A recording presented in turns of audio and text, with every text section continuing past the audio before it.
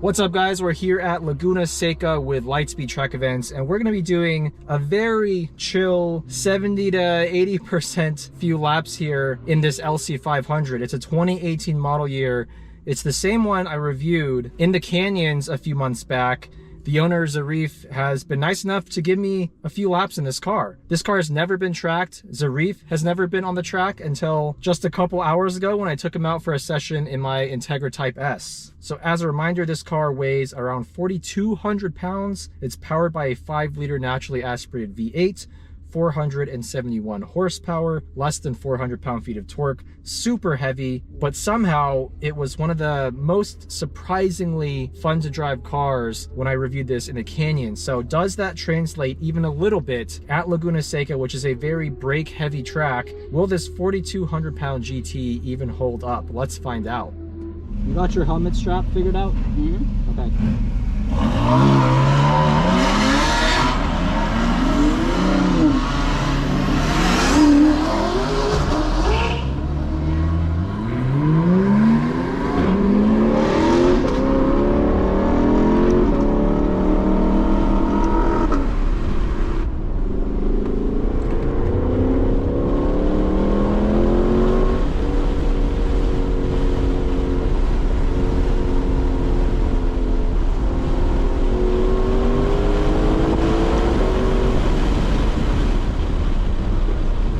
This car's heavy.